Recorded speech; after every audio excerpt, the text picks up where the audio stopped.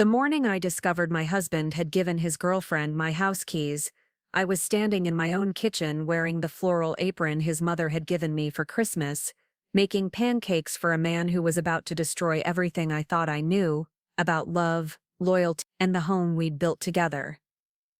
The smell of vanilla and butter filled the air, mixing with the fresh coffee brewing in the machine I'd saved up to buy him for his birthday 3 years ago. Outside, October rain tapped against the windows of our Tudor-style home in Maplewood Heights, the same windows I'd spent countless weekends cleaning while dreaming of the future we were supposedly building together. Before we jump back in, tell us where you're tuning from, and if this story touches you, make sure you're subscribed, because tomorrow I've saved something extra special for you. I was humming softly to myself, lost in the comfortable rhythm of Sunday morning domesticity, when I heard voices coming from our front hallway. Not just one voice, my husband Derek's familiar baritone, but a woman's laughter, light and carefree, followed by the unmistakable sound of suitcase wheels rolling across our hardwood floors. My spatula froze mid-flip as Derek's voice carried into the kitchen, warm and animated in a way I hadn't heard him speak to me in months.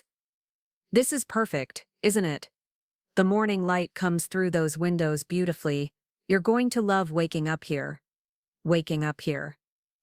In our home, the home where I'd planted rosebushes in the front garden, where I'd chosen every piece of furniture with careful consideration of our budget and his preferences, where I'd hung family photos of us smiling at the camera during happier times that now felt like scenes from someone else's life. I turned off the burner and walked quietly toward the hallway, my bare feet silent on the kitchen tiles. Through the archway I could see Derek standing near our front door with a woman I'd never met before. She was younger than me, maybe 28 to my 35, with the kind of effortless blonde waves that cost a fortune to maintain, and a designer handbag that probably cost more than my monthly grocery budget. She was looking around our living room with obvious approval, taking in the crown molding I'd insisted we install ourselves to save money, the built-in bookshelves Derek had spent months constructing, the fireplace where we'd shared countless quiet evenings before everything started falling apart. "The kitchen is through there," Derek was saying, gesturing in my direction, completely oblivious to my presence. "Shelley spent a lot of time updating it, but honestly, it could use a more modern touch. Maybe we could look at new countertops." He said we like this woman, this stranger had any right to make decisions about the home I'd poured my heart and savings into improving. The woman, I would later learn her name was Amber Sinclair, was everything I wasn't. Where I was practical, she was glamorous. Where I was cautious with money, she clearly had never worried about a budget in her life. Where I was cautious with money, she clearly had never worried about a budget in her life. I called out, my voice surprisingly steady despite the earthquake happening inside my chest. "Is everything all right?" The conversation in the hallway stopped abruptly. I heard Derek clear his throat, a nervous habit I'd known since we were college sweethearts at Northwestern University, where we'd met in Professor Martinez's economics class. He'd been charming and ambitious then, talking about building a real estate empire and traveling the world together. I'd been studying to become a certified public accountant, dreaming of financial independence, and maybe starting my own practice someday. Those dreams felt impossibly naive now, standing in my kitchen in an apron that smelled like vanilla extract, listening to my husband plan a future that apparently didn't include me. "Shelley, honey, come meet Amber," Derek said, his voice carrying that forced cheerfulness people use when they're about to deliver devastating news, but want to pretend everything is normal. "Amber. This is my wife, Michelle. Everyone calls her Shelley." I walked into the hallway, acutely aware that I was wearing my oldest jeans and a Northwestern sweatshirt with a small hole near the left shoulder, while Amber looked like she'd stepped out of a magazine spread about successful young professionals. She extended a perfectly manicured hand, her smile bright and seemingly genuine, as if meeting the wife of the man she was clearly involved with was the most natural thing in the world. "It's so nice to finally meet you, Shelley," Amber said, her voice carrying a slight southern accent that made everything sound like honey. "Derek has told me so much about you. What a beautiful home you two have created together." The words hit me like individual slaps, finally meet, told her so much about me. Beautiful home we'd created together. Each phrase implied a level of intimacy and ongoing conversation that made my stomach turn. How long had Derek been talking to this woman about our life, our home, our marriage? How long had I been a topic of discussion between them while I remained completely oblivious to her existence? "Thank you," I managed to say, shaking her hand briefly before pulling away. The diamond ring on her finger caught the morning light, not an engagement ring, but something large and expensive that spoke of someone who was accustomed to beautiful things. "I wasn't expecting guests this morning." Derek shifted uncomfortably, running his hand through his dark hair the way he always did when he was nervous or caught off guard. "Actually, Shelley, that's what I wanted to talk to you about. Amber is going through a difficult transition right now, and I thought we could help her out. You know how important hospitality is to both of us." Hospitality?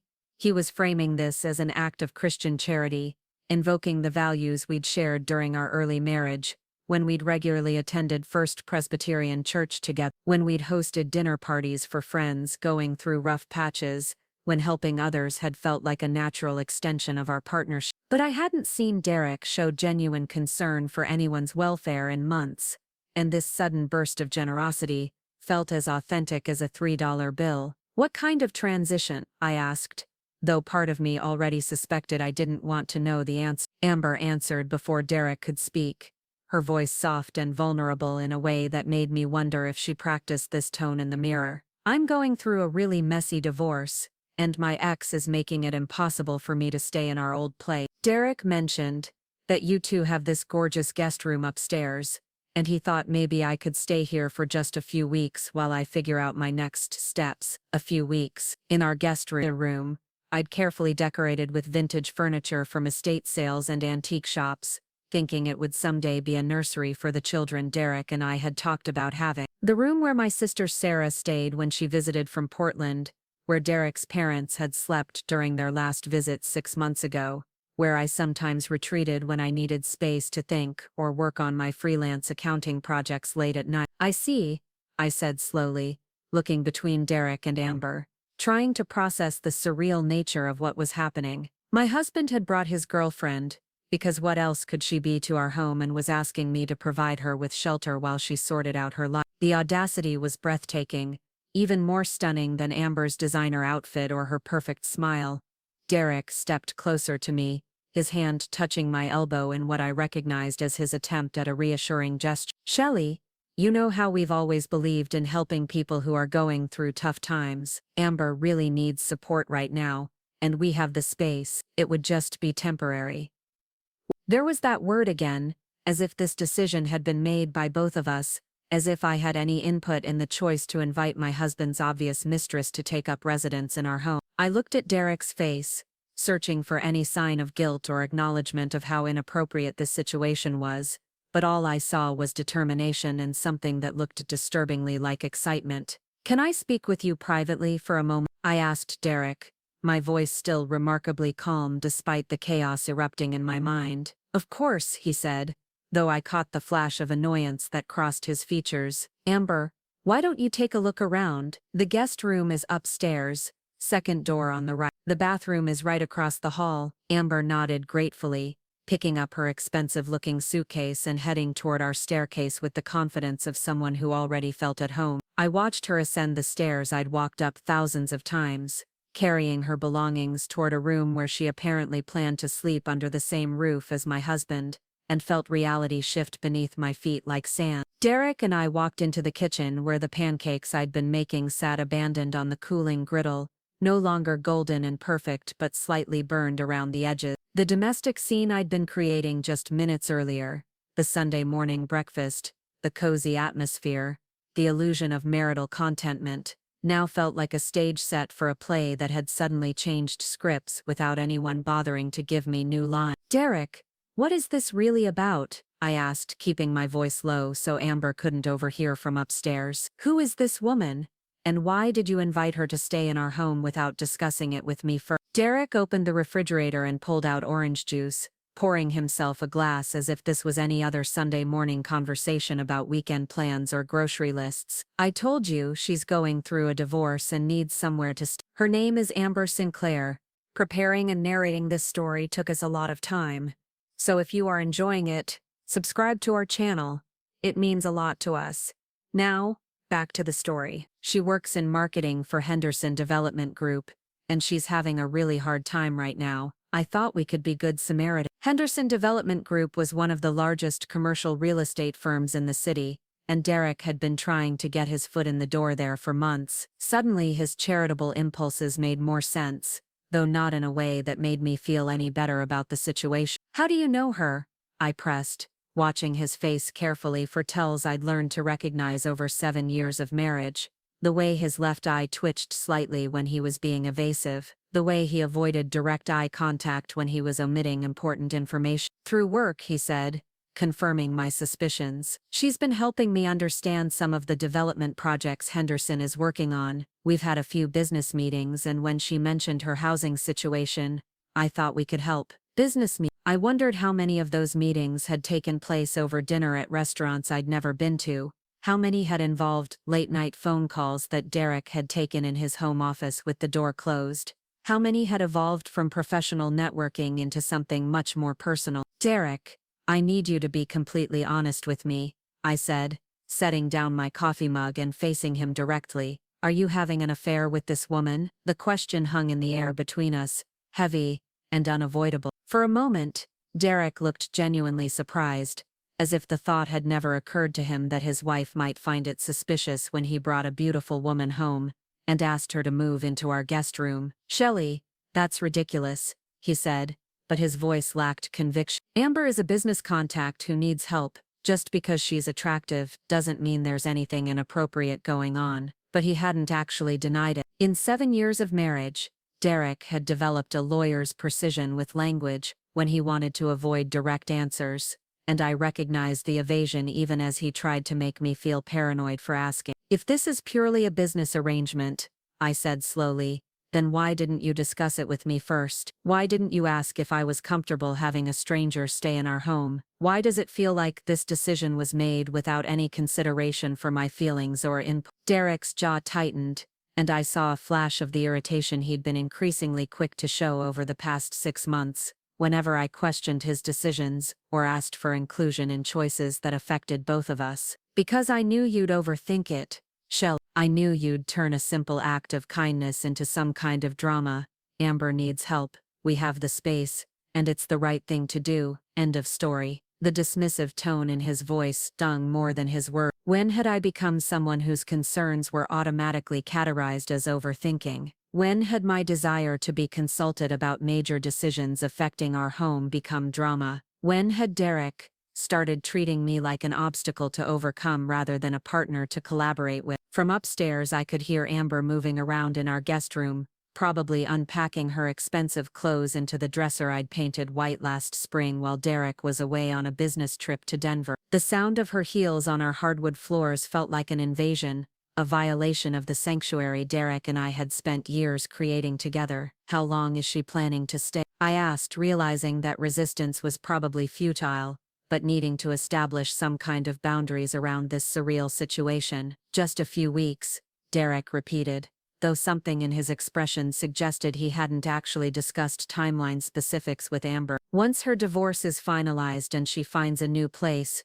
she'll be out of our hair." Our hair, as if Amber's presence was going to be equally inconvenient for both of us, rather than a source of constant tension for me and apparent delight for him. The irony wasn't lost on me that while Derek was inviting his girlfriend to move into our home, I'd been spending my Saturday mornings looking at paint samples for the master bedroom, thinking about ways to refresh our space and maybe rekindle some of the intimacy we'd been missing. I'd been planning surprises for our upcoming 7th wedding anniversary, researching weekend getaways to Napa Valley, where we could remember why we'd fallen in love in the first place. I'd been working extra freelance hours to save money for the European vacation Derek had mentioned wanting to take next summer. All of that planning and hoping and investing in our future now felt foolish, like I'd been playing a game where only I knew the rules while Derek had moved on to an entirely different competition. "All right," I said finally, because what choice did I have? Derek had already given Amber our address,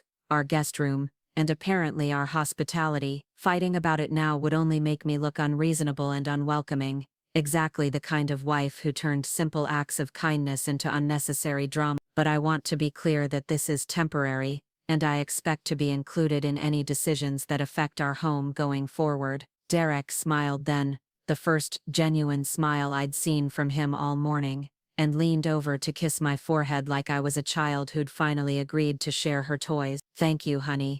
I knew you'd understand.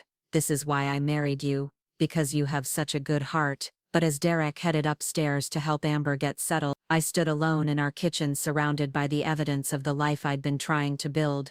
The pancakes going cold on the griddle, the coffee growing bitter in the pot, the Sunday morning ritual of domestic contentment, dissolving into something I didn't recognize, and wondered when, having a good heart had become synonymous with being naive enough to welcome my replacement into my own home. The first week of Amber's residency in our guest room felt like living in an alternate reality where I'd become a supporting character in my own life. Every morning, I would wake up to the sound of two people moving around our house, Derek's familiar footsteps in the hallway, followed by the click of Amber's heels on the hardwood floors we'd installed together 3 years ago. Every evening, I would come home from my job at Peterson & Associates Accounting to find evidence of a life being lived in parallel to mine.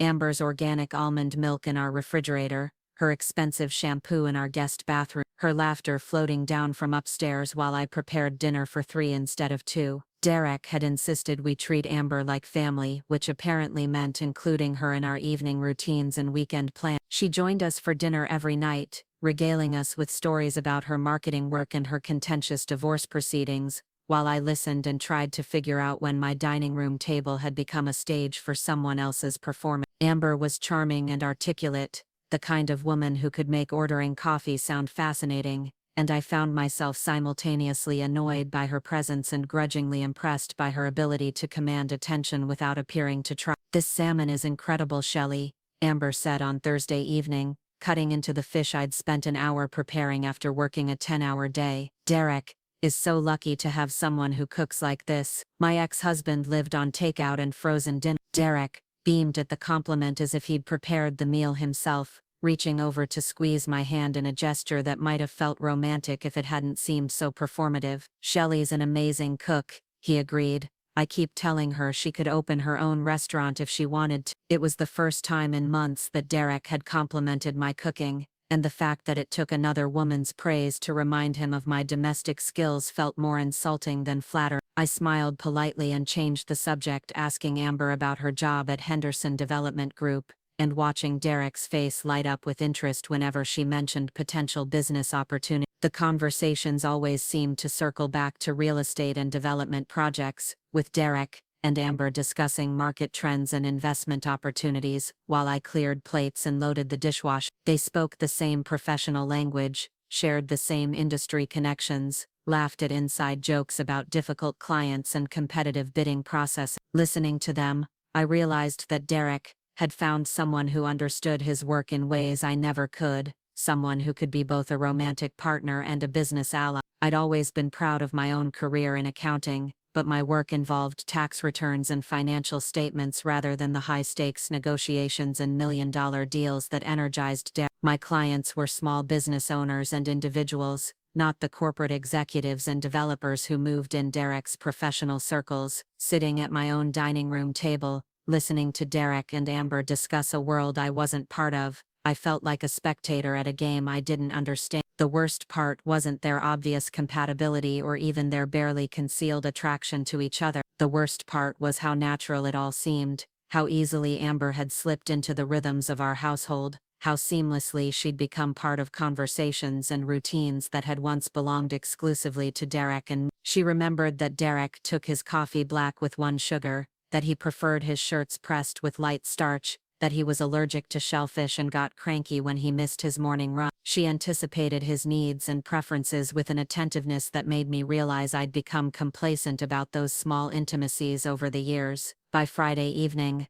I was emotionally exhausted from maintaining a facade of gracious hospitality while watching my marriage dissolve in real time. I was in our bedroom, changing out of my work clothes and trying to summon the energy for another evening of forced conversation, when Derek knocked on our closed door. "Come in," I called, expecting him to ask about dinner plans or remind me about some social obligation we'd committed to weeks ago. Instead, Derek closed the door behind him and sat down on the edge of our bed, wearing the serious expression he usually reserved for important conversations about money or future plans. "Shelley, I need to talk to you about something." I paused in the middle of hanging up my blazer, my heart immediately accelerating with the intuitive understanding that whatever Derek was about to tell me would fundamentally change our relationship. "What is it?" Derek looked down at his hands, gathering his thoughts in a way that suggested he'd rehearsed this conversation multiple times. "I've been doing a lot of thinking this week, watching how easily Amber has fit into our life here,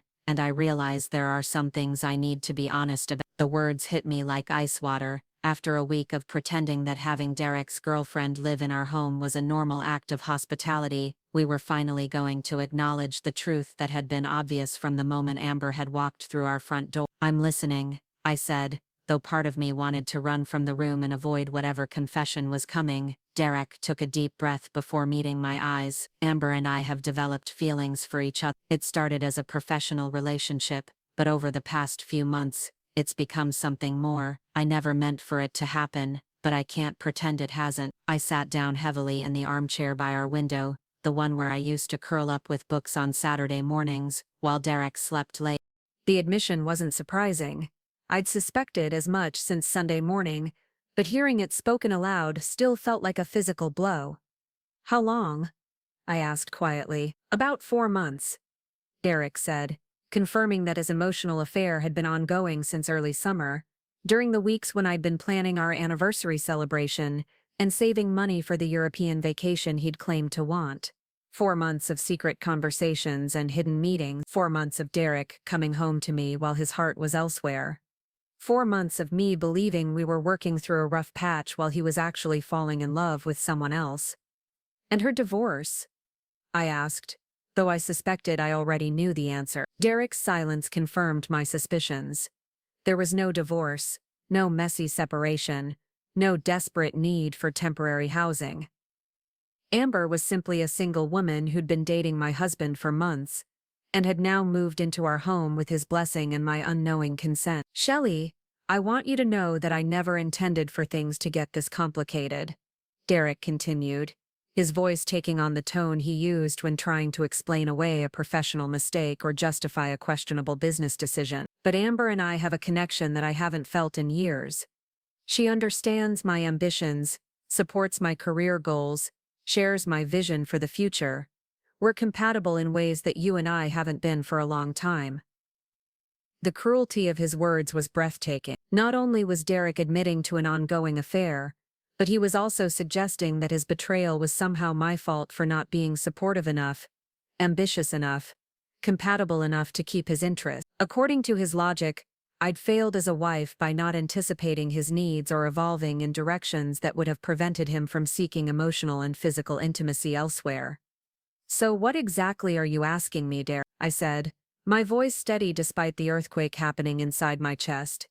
"Are you asking for a divorce? Are you asking me to accept that your girlfriend lives in our home while we sort out the legalities? Are you asking me to step aside gracefully while you build a new life with someone else?" Derek looked genuinely surprised by my directness, as if he'd expected me to accept his confession with the same gracious accommodation I'd shown when he'd brought Amber home. "I'm not asking for anything specific right now," he said carefully.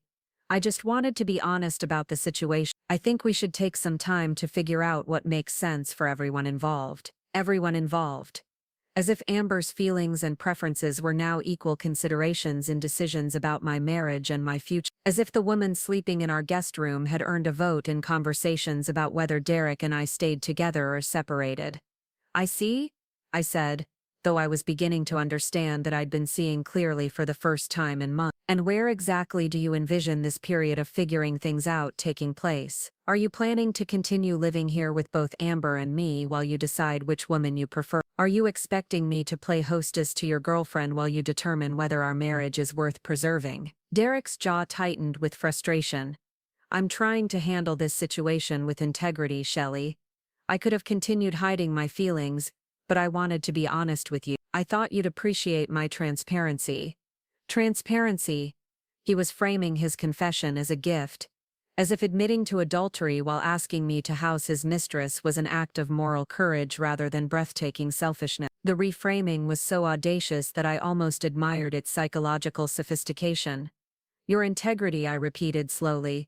Is that what you call bringing your girlfriend to live in our home and then asking me to be understanding about your feelings for her? Derek stood up from the bed, his body language shifting into the defensive posture I'd learned to recognize during arguments about money or household responsibilities. I'm trying to be fair to everyone here, Shelley. This situation isn't easy for any of us. But as Derek left our bedroom to join Amber downstairs for what I now understood was their evening together, I realized that fairness had nothing to do with the choices he'd made. Derek wasn't trying to balance competing interests or find equitable solutions for complicated problems. He was simply reorganizing his life around his new relationship while expecting me to facilitate the transition with grace and understanding. Sitting alone in our bedroom, listening to the sound of Derek and Amber's voices floating up from our living room, I finally understood that I wasn't being asked to make choices about my marriage. Those choices had already been made without my input or consent. I was only being asked to accept the consequences with sufficient dignity to make Derek feel better about the pain he was causing. For the first time since Sunday morning, I stopped thinking about how to save my marriage and started thinking about how to save myself. The morning after Derek's confession, I woke up at 4:47 a.m. to the sound of hushed voices and muffled laughter coming from the kitchen directly below our bedroom. For a moment I lay still in our king-sized bed, listening to my husband and his girlfriend share what sounded like an intimate breakfast conversation, while I remained upstairs like a displaced person in my own home. The intimacy in their voices was unmistakable, the soft tones people use when they're comfortable together, when they've moved beyond the careful politeness of new relationships into something deeper and more familiar. I slipped out of bed and padded quietly to our bedroom window, which overlooked the backyard where I'd spent countless weekends planting flower gardens and maintaining the landscape Derek had once claimed to love. In the dim pre-dawn light, I could see Derek's coffee mug sitting on our patio table next to what was clearly a second cup, evidence that he and Amber had been sitting outside together, probably watching the sunrise while I slept alone in the bed we'd shared for 7 years. The realization that Derek was now starting his days with Amber instead of me felt like discovering that someone had been quietly rearranging my life while I wasn't paying attention. All those mornings when Derek had claimed to be getting up early for work or going for extended runs, he'd actually been spending time with another woman, building a relationship that had apparently grown strong enough to warrant bringing her into our home. I dressed quietly in my work clothes, a conservative gray suit that suddenly felt like armor, and crept downstairs to make my own coffee. As I reached the kitchen doorway, I could see Derek and Amber sitting at our breakfast table, their heads bent together over what appeared to be real estate listings spread across the surface. Derek's laptop was open between them, and Amber was pointing at something on the screen, while Derek took notes in the leather portfolio I'd given him for his birthday 2 years ago. This property on Elm Street would be perfect, Amber was saying, her voice animated with excitement. The location is ideal for young professionals, and with the right renovations, we could easily increase the value by 30% within 2 years. They were already making plans together, discussing investments and shared projects with the casual intimacy of an established couple. Derek's face was more animated than I'd seen it in months, his eyes bright with the kind of enthusiasm he used to show when we'd talked about our own future plans and dreams. You're right, Derek agreed, making notes in his careful handwriting. And with your connections at Henderson, we could probably get insider information about upcoming development projects in that neighborhood. This could be exactly the kind of opportunity I've been waiting for. I stood frozen in the doorway watching my husband plan a future with another woman, at the table where we'd shared thousands of meals, where we'd discussed our own investment ideas and financial goals, where I'd helped him review contracts and calculate profit margins for his real estate venture. The betrayal wasn't just emotional anymore. It was practical, professional, financial. Derek wasn't just leaving me for a younger woman. He was leaving me for a business partner who could advance his career in ways I never could. I cleared my throat softly and both Derek and Amber looked up with expressions that cycled quickly from surprise to guilt to forced casualness. Derek immediately closed his laptop and gathered the papers spread across the table, while Amber stood up and smoothed her silk blouse with nervous energy. "Good morning, Shelley," Derek said, his voice carefully neutral. "You're up early today." "I have a client meeting at 7:30, I replied, which was true but not the real reason I'd gotten up before dawn. I didn't want to disturb anyone. Amber smiled brightly, picking up her coffee mug and Derek's as if she were the hostess cleaning up after guests. "I was just helping Derek look at some potential investment properties. I hope we weren't too loud." The ease with which she said helping Derek made my stomach clench. In 7 years of marriage, I'd helped Derek with countless real estate analyses, staying up late to review financial projections and research comparable sales data. Now Amber was seamlessly taking over that role, bringing not just emotional support but professional expertise that apparently exceeded my own. "Not at all," I said, maintaining the polite fiction that this was a normal interaction between house guests. "I'll just grab some coffee and get out of your way." As I moved around the kitchen, preparing my travel mug and gathering my work materials, I was acutely aware of Derek and Amber exchanging glances and having what appeared to be a silent conversation about my presence in their morning routine. They seemed to be coordinating their responses, ensuring they presented a united front of casual friendship rather than revealing the obvious intimacy I'd interrupted. The dynamic felt surreal and degrading. In my own kitchen, using my own coffee maker, I'd become the intruder who needed to be managed and accommodated rather than the homeowner who deserved explanations and respect. Derek and Amber had already established their own morning ritual, their own comfortable intimacy, their own shared plans for the future, and my role was apparently to facilitate their relationship by staying out of the way. "Shelley," Derek said, as I headed toward the garage, "we should probably talk tonight about some practical arrangements. Since Amber is going to be staying with us for a while longer, we might need to adjust some of our routines to make sure everyone feels comfortable." "Adjust our routine, make everyone feel comfortable." Derek was speaking as if we were 3 roommates working out a housing arrangement rather than a married couple dealing with adultery and betrayal. The clinical language was clearly designed to minimize the emotional impact of what was happening while making me seem unreasonable if I objected to further accommodations for his girlfriend. "Of course," I said, because what else could I say?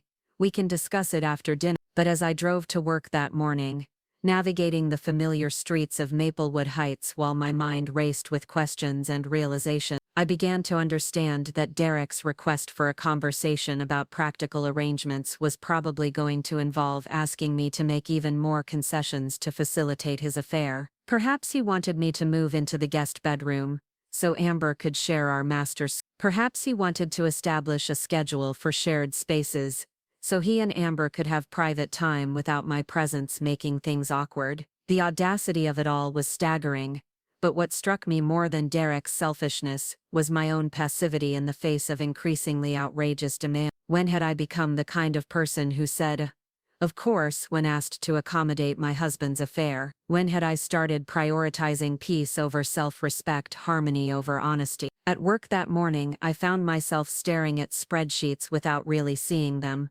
my mind replaying the scene in our kitchen and trying to decode the implications of Derek and Amber's business planning session. They weren't just having an affair, they were building a partnership that encompassed every aspect of their lives: romance, sex, shared living space, professional collaboration, financial planning, future investment. Derek had found someone who could be everything to him that I'd tried to be, plus things I'd never been able to offer. Around 10 o'clock my phone buzzed with a text message from Derek.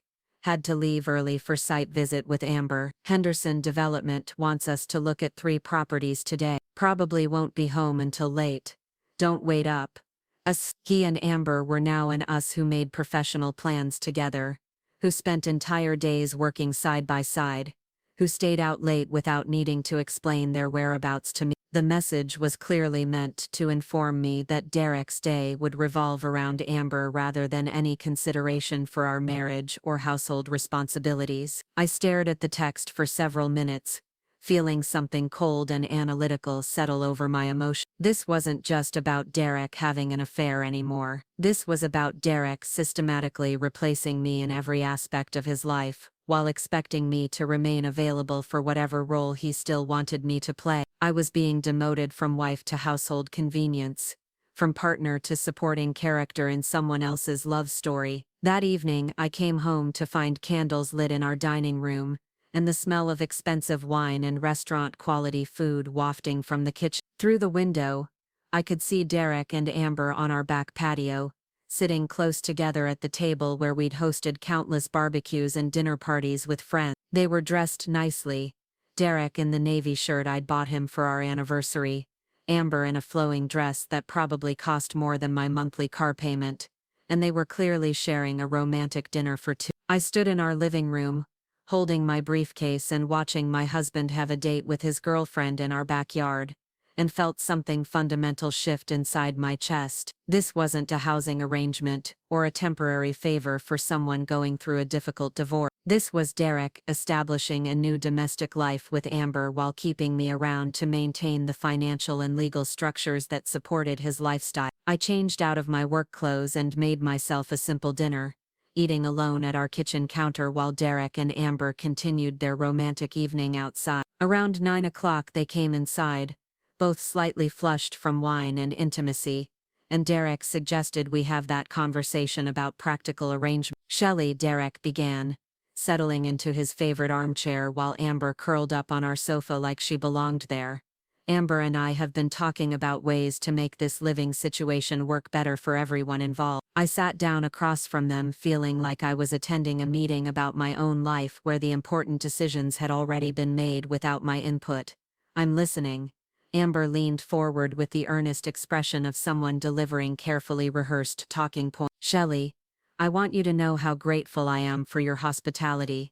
Having a safe place to stay during this transition has meant everything to me, but I also realize that my being here has created some awkwardness, and I want to find ways to minimize any disruption to your normal routine." The words were considerate and thoughtful, but they were also clearly leading somewhere that would benefit Derek and Amber rather than addressing my actual concerns about their relationship. Derek picked up the conversation seamlessly. "What we're thinking is that since Amber is contributing to household expenses now, she's been helping with groceries and utilities, maybe we could adjust the sleeping arrangements to give everyone more privacy and space." Contributing to household expenses. This was the first I'd heard about Amber paying for anything, though it made sense that she would want to establish some kind of financial claim to our home if she was planning to stay indefinitely. "What kind of adjustment are you suggesting?"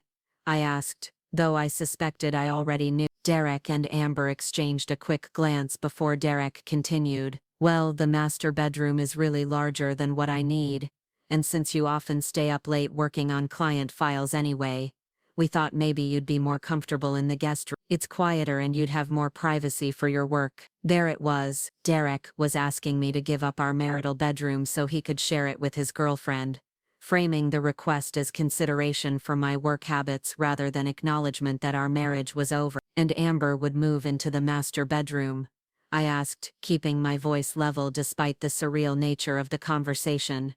"Actually," Amber said softly, "Derek and I have grown quite close and we thought it might make sense for us to share the space. Since we're both dealing with this situation together, it would be easier for us to support each other through this transition." They were describing their affair as mutual emotional support during a difficult time, as if Derek's betrayal of our marriage was a hardship they were both enduring rather than a choice they'd both made. The psychological manipulation was so sophisticated that I found myself almost admiring its complexity. Derek and Amber had managed to present adultery as compassion, betrayal as friendship, and the destruction of my marriage as a housing arrangement that would benefit everyone involved. They'd reframed every selfish choice as consideration for my needs, and every violation of our marriage as an attempt to minimize disruption to my life. "I see," I said slowly, looking between Derek and Amber and understanding that this conversation was not actually a discussion or negotiation. They'd already decided what they wanted, and they were simply informing me of the new arrangements while giving me the illusion of choice in the matter. Derek leaned forward with the expression he used when he was trying to close a difficult real estate deal. Shelley, I know this isn't an ideal situation for any of us, but I think if we approach it maturely and focus on what's best for everyone, we can make it work until we figure out more permanent solutions. More permanent solutions. Derek was already thinking about our divorce, already planning the legal and financial steps that would allow him to formalize his relationship with Amber while minimizing the cost and disruption to his new life. And if I'm not comfortable with this arrangement, I asked, more out of curiosity than any real expectation that my preferences would change their plans. Derek's jaw tightened slightly, the first crack in his facade of reasonable accommodation. Well, obviously, no one can force you to do anything, but I hope you'll consider what makes the most sense practically. This house is large enough for all of us to coexist comfortably,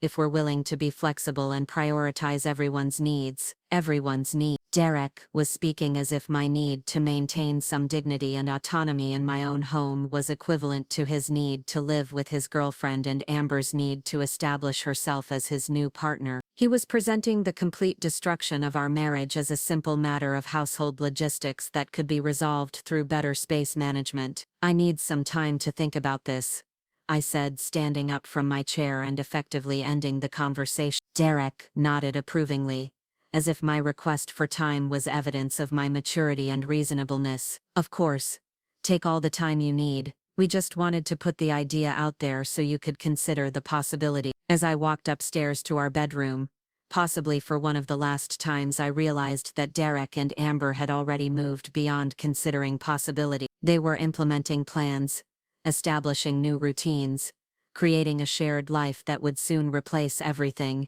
Derek and I had built together. My role in their process was simply to acquiesce gracefully and facilitate their transition from secret affair to open relationship. But lying in our bed that night, listening to Derek and Amber talking quietly in the hallway outside our door, I began to think about possibilities they hadn't considered. They'd been so focused on reorganizing our household to accommodate their relationship that they'd apparently forgotten I had choices beyond passive acceptance or graceful withdrawal. For the first time since Derek had brought Amber home, I started thinking like the accountant I'd trained to be, analytically, strategically, with careful attention to numbers and legal structures and financial reality. Derek and Amber were planning to build their future on the foundation of the life I'd helped create, using assets I'd helped accumulate and credit I'd helped establish. They might have assumed I would simply step aside and let them have everything we'd built together, but they'd seriously underestimated both my attachment to what I'd worked for,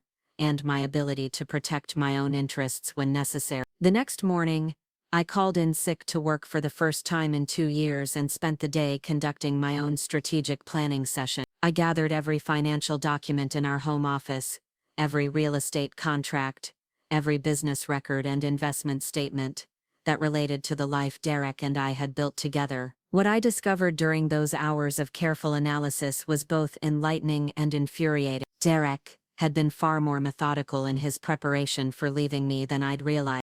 Over the past 6 months, he'd been quietly shifting assets, adjusting account ownership, and restructuring investments in ways that would maximize his financial independence while minimizing my claims to marital property. The pattern was subtle but unmistakable. Derek had been planning his exit strategy long before he'd brought Amber home. Most significantly, I discovered that Derek had been using our joint credit and shared business connections to pursue real estate investments with Amber, presenting themselves as a couple to lenders and business partners who had no idea Derek was still married to someone else. The properties they'd been looking at that morning weren't future possibilities. They were active investments they'd already begun purchasing together. The documentation told a story of systematic financial betrayal that went far beyond emotional infidelity. Derek hadn't just fallen in love with someone else. He'd been building a new financial life with his mistress using resources and creditworthiness that belonged to our marriage. The romantic dinners and intimate conversations I'd been witnessing were actually business meetings where Derek and Amber planned strategies for transferring wealth from our marriage into their partnership. I spent the afternoon photographing documents, printing bank statements, and creating a comprehensive record of every financial irregularity I could identify. By evening, I had assembled evidence of what amounted to financial fraud. Derek's use of marital assets to fund investments with another woman, his misrepresentation of his marital status to business partners, his systematic preparation for divorce, while continuing to share our bed and household. When Derek and Amber returned home that evening, flushed with excitement from what they described as a successful day of property viewings, I was sitting at our kitchen table with my laptop and a stack of financial documents spread in front of me. "Shelley," Derek said, immediately noticing the serious setup, "what's all this?" I looked up at him calmly, feeling more focused and determined than I had in months. "I've been reviewing our financial records, and I have some questions about recent investment activities and account changes that I'd like you to explain." Derek's face went pale, and I saw Amber step slightly behind him as if positioning herself for a quick exit. They'd clearly been hoping I would remain focused on the emotional aspects of their betrayal while ignoring the financial implications of their partnership. "What kind of questions?" Derek asked cautiously. I pulled out the first document in my stack, a loan application for an investment property on Elm Street that listed Derek and Amber as co-borrowers and described them as domestic partners planning to relocate to the area. "I'm curious about when you and Amber became domestic partners, Derek, and why you used our joint credit history to qualify for loans I knew nothing about." The silence that followed was absolute. Derek and Amber stood frozen in our kitchen doorway, clearly realizing that their careful planning had overlooked the possibility that I might actually investigate the financial aspects of their relationship. "Shelley, I can explain," Derek began, but I held up my hand to stop him. "I think you've explained enough," I said quietly. "Now it's time for me to start making some explanations of my own." As Derek and Amber stood there looking like teenagers caught sneaking out after curfew, I realized that their most serious mistake hadn't been underestimating my emotional resilience or my willingness to fight for my marriage. Their most serious mistake had been underestimating my professional competence and my understanding of exactly how much our life together was actually worth. They'd been planning to take everything while leaving me with nothing. But they'd forgotten that I was the one who understood where the money actually was and how the legal structures actually worked. They'd been so busy falling in love and planning their future that they'd ignored the woman who'd been managing the financial foundation that made their dreams possible. For the first time since Derek had brought Amber home, I felt like I was playing a game where I understood the rules better than anyone else at the table. The confrontation that followed my discovery of Derek's financial betrayal was unlike any argument we'd had during our 7 years of marriage. Previous disagreements had been about household responsibilities or social commitments, or minor financial decisions, the normal friction points of two people learning to build a life together. This was different. This was about deliberate deception, systematic theft, and the complete violation of every promise Derek had made when we'd merged our lives and resources in marriage. Derek's initial response was predictable: denial followed by minimization, followed by attempts to shift blame onto me for being suspicious and invasive. He claimed the loan documents were preliminary applications that didn't mean anything, that his relationship with Amber was being misrepresented by overeager mortgage brokers, that I was reading sinister motives into innocent business activity. "Shelley, you're being paranoid," Derek said, settling into the defensive posture that had become his default response whenever I questioned his behavior. "Amber and I were just exploring investment opportunities together.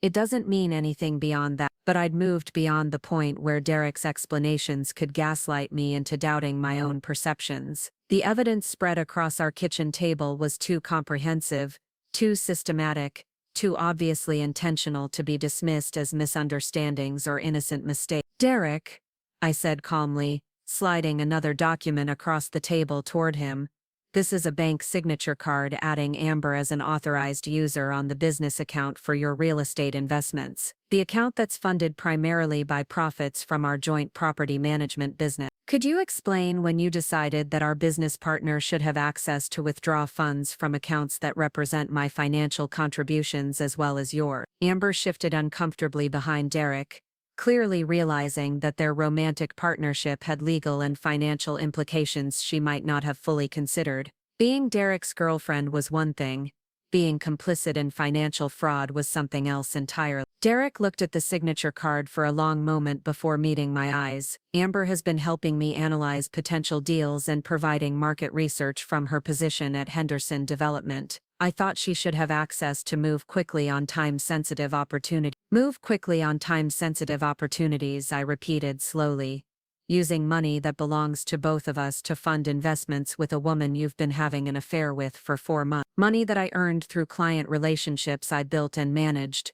Money that I contributed through freelance work and careful budgeting and financial planning. You decided to give your girlfriend access to those resources without discussing it with me. The kitchen was completely silent except for the hum of our refrigerator and the distant sound of traffic on the street outside. Derek and Amber seemed to be realizing for the first time that their romantic decisions had serious legal and financial consequences that extended far beyond hurt feelings and broken marriage vows. I pulled out another set of documents, credit reports and account statements that showed the full scope of Derek's financial preparation for divorce. I also found evidence that you've been applying for individual credit cards and opening separate bank accounts, gradually moving assets out of our joint accounts and into accounts with only your name on them. You've been preparing to leave this marriage financially for at least 6 months, Derek, long before you claimed to have developed feelings for Amber. Derek's face cycled through emotions as he processed the implications of my discovery. Surprise that I'd been thorough enough to uncover his activities, guilt at being caught in systematic deception,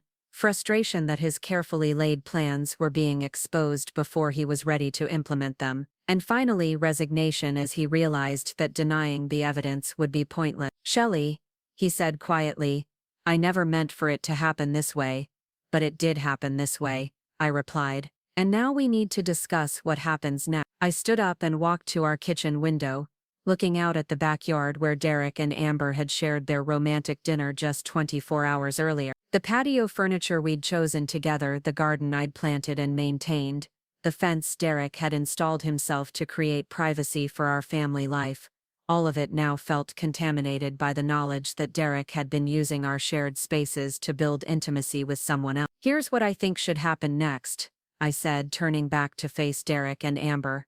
I think Amber should pack her belongings and find somewhere else to stay while we sort out the legal and financial aspects of ending our marriage. I think you and I should retain separate attorneys and begin formal divorce proceedings, and I think we should discuss how you plan to compensate me for the marital assets you've already transferred into joint investments with your girlfriend. Derek's expression shifted from resignation to alarm. Shelley, there's no need to involve lawyers yet. We can work this out between ourselves like reasonable adults. Like reasonable adults, I repeated. The way you worked out bringing your girlfriend to live in our home without discussing it with me. The way you worked out giving her access to our business accounts without my knowledge. The way you worked out applying for property loans using our joint credit while misrepresenting your marital status. Amber finally spoke, her voice smaller and less confident than I'd heard it since she'd arrived. Shelley, I never meant to cause problems in your marriage. Derek told me that you two were already having serious difficulties, that the relationship was basically over. I wouldn't have gotten involved if I'd known he was misrepresenting the situation. It was the first time Amber had acknowledged that Derek might have been less than honest about our marriage, and I found myself almost feeling sorry for her. Derek had clearly told her whatever story would justify their affair and encourage her to move into our home, probably painting me as an unsupportive wife who didn't understand his ambitions or appreciate his potential. What exactly did Derek tell you about our marriage? I asked, genuinely curious about how he'd framed our relationship to make his betrayal seem reasonable or necessary. Amber glanced nervously at Derek before answering. He said you two had grown apart over the years, that you wanted different things from life, that you were more like roommates than husband and wife. He said you were focused on your accounting work and weren't interested in supporting his business growth or future plans. The characterization was breathtakingly unfair but strategically brilliant.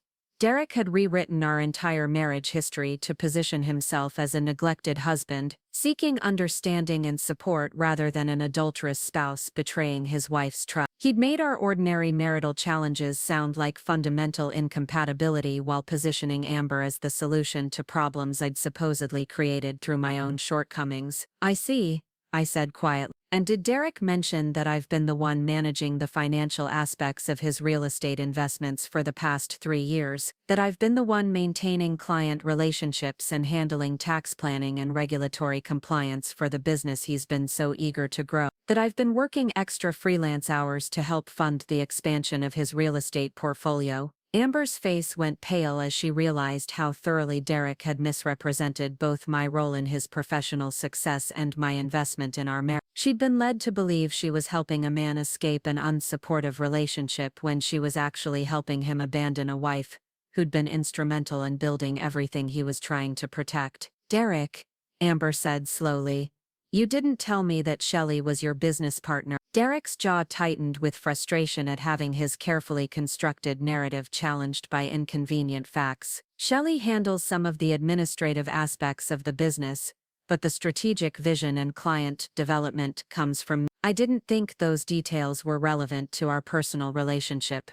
Administrative aspects, strategic vision. Derek was still trying to minimize my contributions while maximizing his own importance, still working to justify his betrayal by suggesting that I'd been a minor player in our shared achievements. I walked back to the table and gathered the financial documents I'd spread across its surface. Derek, I think we're beyond the point where your version of events matters very much. What matters now is the legal reality of how marital assets get divided when one spouse has been systematically transferring community property into investments with their affair partner. I looked directly at Amber, who seemed to be processing the financial implications of her relationship with Derek for the first time. And Amber, what matters for you is understanding that every property investment you've made with Derek, using funds from our marriage, could be subject to asset recovery and divorce proceeding. You might want to consult with your own attorney about potential liability for participating in the dissipation of marital assets. The color drained completely from Amber's face as she realized that her romantic relationship with Derek had potentially serious legal consequences that no one had explained to her. She'd thought she was helping her boyfriend plan investments and build a future together. She hadn't realized she might be participating in financial fraud that could result in personal liability for damages. I need to go, Amber said suddenly, picking up her purse and heading toward our front. Derek, I think we need to talk about all of this when you're not in the middle of a family crisis. Family crisis. Even as she was leaving, Amber was framing Derek's systematic betrayal of our marriage as a temporary domestic problem rather than acknowledging her own role in creating the situation. Derek followed Amber to the door, and I could hear them having an intense whispered conversation in our entryway. I couldn't make out the specific words, but the tone suggested that Amber was realizing her romantic adventure had turned into something much more complicated and potentially costly than she'd anticipated. When Derek returned to the kitchen, his face was grim and his posture defensive. Are you satisfied now, Shelley? You've managed to completely destroy what could have been a civil conversation about our future. Our future, I said quietly. Derek, I discovered evidence this morning that you've been planning to divorce me for months, while continuing to share our bed and our household expenses. You've been using our joint resources to fund investments with your girlfriend while letting me believe we were still building a life together. You brought your mistress to live in our home and asked me to accommodate her presence while you figured out whether our marriage was worth preserving, and now you're angry with me for destroying the civil nature of our conversation. Derek slumped into his chair, finally looking exhausted by the effort of maintaining his elaborate justifications and explanations. What do you want from me, Shelley? What would make this situation acceptable to you? It was the first time Derek had asked what I wanted rather than informing me of what he'd already decided, and I realized he was finally beginning to understand that I had power in this situation that he'd been ignoring or underestimating. I want you to pack a bag and find somewhere else to stay while we sort out divorce proceedings, I said firmly. I want you to stop using our joint resources for any investments or expenses that don't directly relate to our shared household until we have a legal agreement about asset division. And I want you to understand that every financial decision you've made with Amber over the past 4 months is going to be scrutinized by attorneys and potentially reversed through legal action. Derek stared at me for a long moment, clearly trying to process this new version of his wife who was making demands rather than accepting accommodations. And if I refuse, then I'll file for legal separation tomorrow morning and request immediate court orders to prevent further dissipation of marital assets, I said calmly. I'll also provide my attorney with all the documentation I've gathered about your financial activities with Amber, and we'll let a judge decide how to handle the recovery of community property that's been transferred to unauthorized third party. The threat wasn't empty, and Derek seemed to realize that I'd moved far beyond hurt feelings and wounded pride into strategic thinking about legal remedies and financial protection. His wife, the accountant, had finally shown up to the conversation, and she understood the rules of this particular game much better than his girlfriend, the marketing executive. "You've changed, Shelley," Derek said quietly. "No," I replied. "I've just stopped pretending that being a good wife means accepting being treated badly by my husband." As Derek went upstairs to pack a bag, I sat alone in our kitchen surrounded by the evidence of his betrayal and felt something I hadn't experienced in months: the satisfaction of finally fighting back against people who'd been taking advantage of my decency and trust. Derek and Amber had assumed that my kindness was weakness,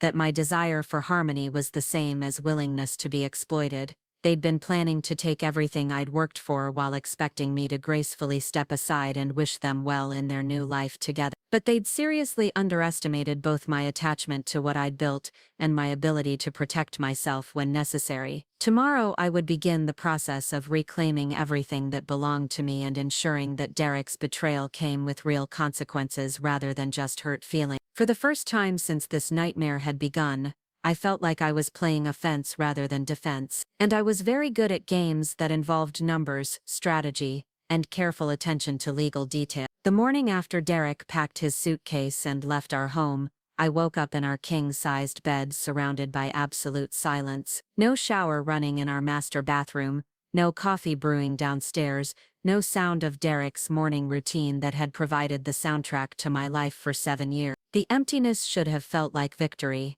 I'd successfully reclaimed my home and forced my cheating husband to face consequences for his betrayal. Instead, it felt like waking up in a museum of my own life, surrounded by artifacts from a marriage that no longer existed. I lay there for nearly an hour staring at the ceiling and trying to summon the energy to get up and begin what felt like the overwhelming task of rebuilding my entire existence from scratch. Every object in our bedroom told a story of shared decisions and compromised preferences. The burgundy comforter Derek had chosen over my preference for navy blue, the antique dresser we'd found together at an estate sale in Wisconsin, the framed wedding photo where we both looked impossibly young and optimistic about our future together. The silence in the house felt oppressive rather than peaceful. I'd grown so accustomed to the rhythm of two people sharing space that being alone felt unnatural and slightly frightening. Every creak of the house settling, every sound of wind in the trees outside, every distant noise from neighbors seemed amplified in the absence of familiar human presence. When I finally forced myself out of bed and went downstairs to make coffee, I discovered that Derek had taken more than just his personal belongings. The expensive espresso machine we'd received as a wedding gift was gone, along with his favorite coffee mugs and the high-end coffee beans he'd insisted on buying despite their ridiculous cost. The kitchen counter looked sparse and unfamiliar without the daily evidence of his morning routine. I opened the refrigerator to find that Derek had also cleaned out most of the groceries, apparently deciding that his temporary living situation entitled him to take whatever food items he preferred. The milk was gone, along with the expensive Greek yogurt he'd insisted we buy and most of the fresh produce I'd purchased for the week's meal plan. It was a petty theft, but it felt symbolic of Derek's approach to our entire relationship, taking whatever served his immediate needs, while leaving me to figure out how to manage without resources I'd assumed we shared. The house felt too large and too quiet as I moved through rooms that suddenly seemed to echo with every footstep. Our living room, which had always felt cozy and welcoming when Derek and I shared it, now felt like a hotel lobby where I was the only guest. The family photos scattered throughout the space, pictures of our wedding, vacations we'd taken together, holidays with extended family, now looked like evidence from a crime scene, documentation of a life that had been systematically destroyed by someone I'd trusted completely. I tried to establish a new morning routine,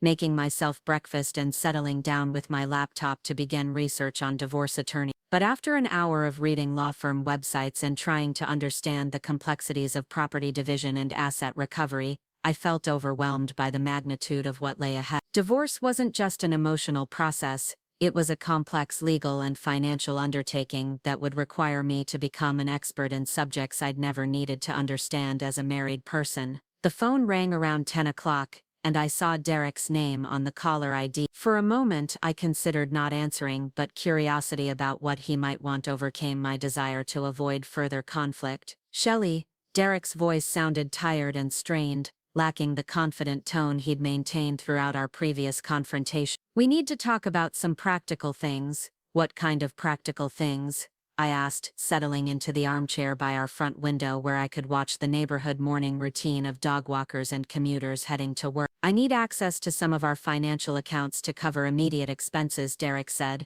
"I'm staying at a hotel right now and I need to be able to pay for food and other necessities while we sort out the divorce arrangement." The request was reasonable on its surface. Derek did need money for basic living expenses, but it also represented exactly the kind of manipulation I'd been subjected to throughout our marriage. Derek was framing his needs as urgent practical matters that required immediate attention, while my needs for financial security and asset protection were treated as secondary considerations that could be addressed later. "Derek, yesterday I discovered that you've been using our joint resources to fund investments with Amber for months," I said calmly. "I think your immediate access to our accounts is exactly what we need to avoid until we have legal guidance about proper asset protection." "Shelley, I can't live without money," Derek said, his voice taking on the frustrated tone he used when I didn't immediately agree to his requests. "I'm not asking for anything unreasonable here. I just need enough to cover basic expenses while we work through this process." But Derek's definition of basic expenses had always been significantly more generous than mine. His hotel was probably a business-class establishment rather than a budget option. His food expenses would likely include restaurant meals rather than grocery shopping and home cooking.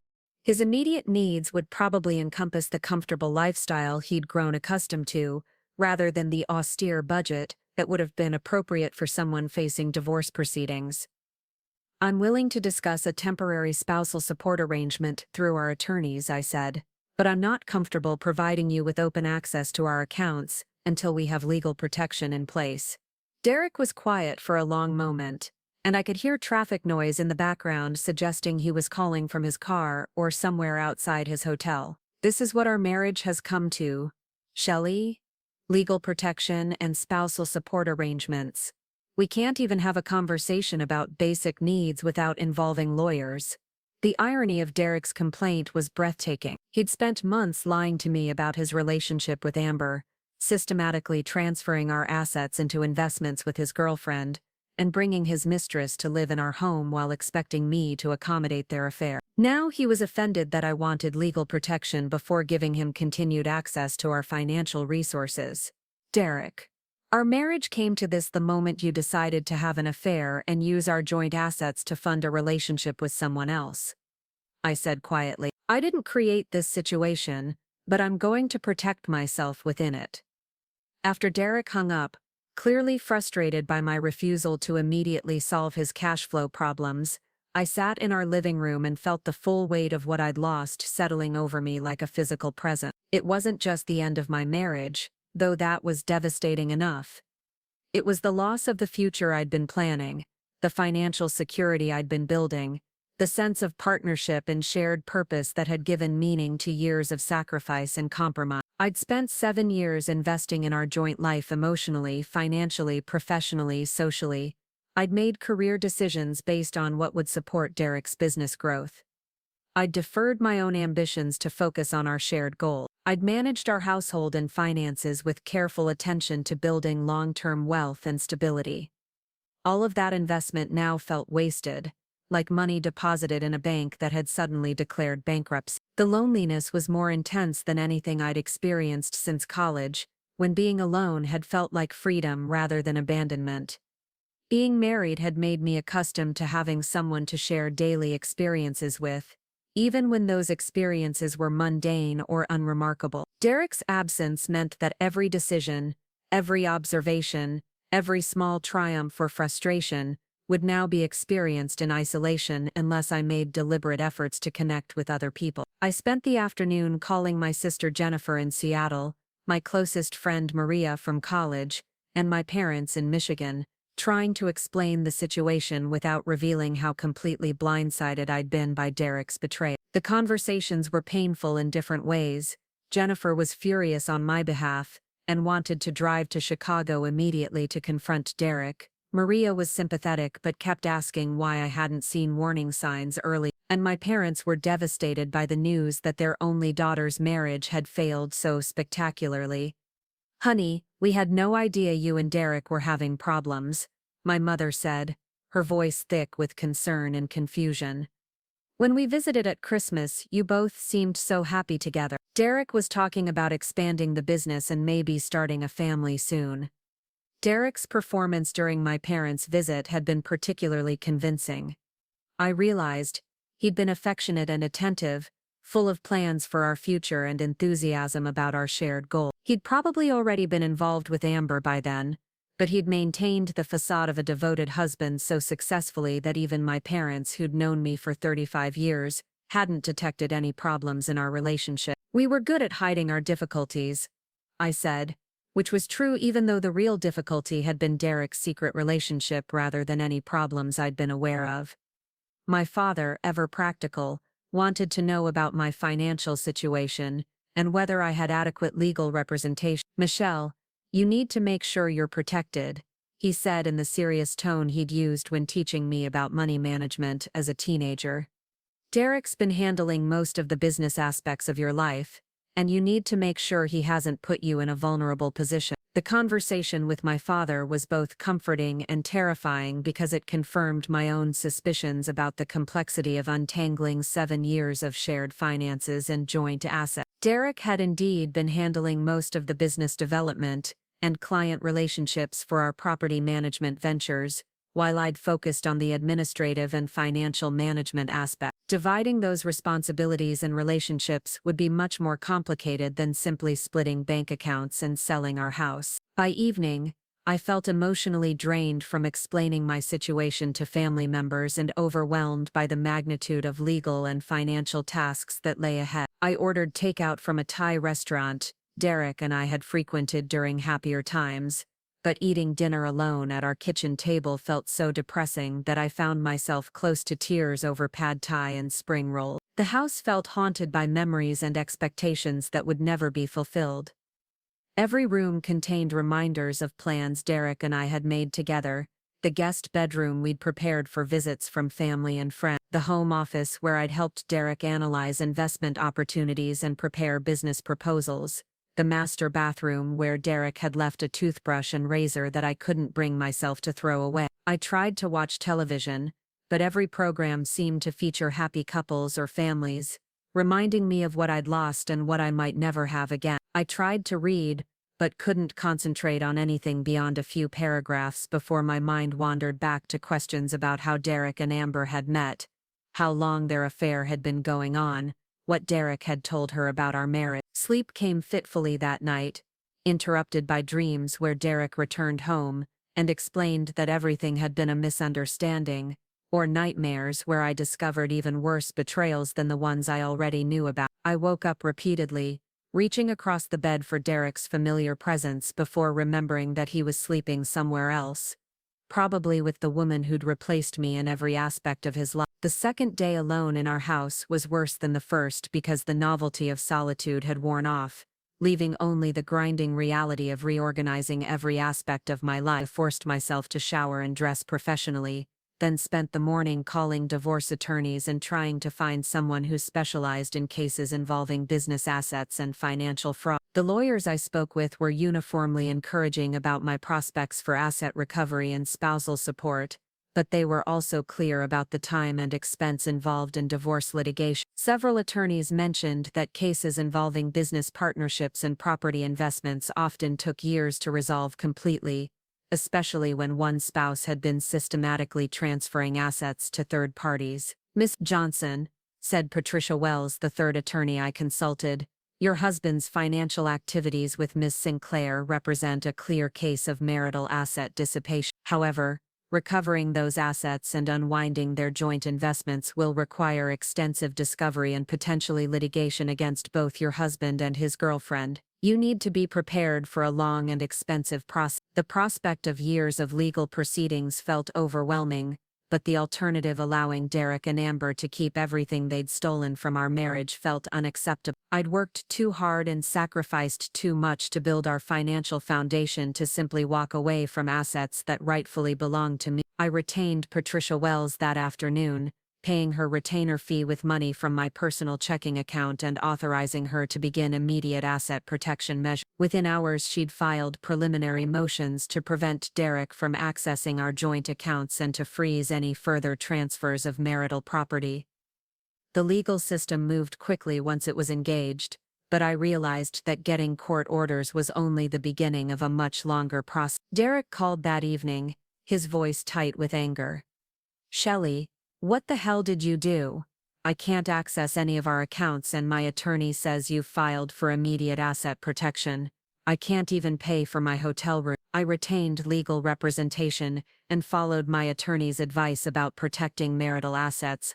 I said calmly, "Your immediate financial needs can be addressed through proper legal channels once we have agreements in place." "This is insane," Derek said, his voice rising. "You're treating me like a criminal instead of your husband who's trying to work through a difficult situation." I never intended for things to get this adversarial.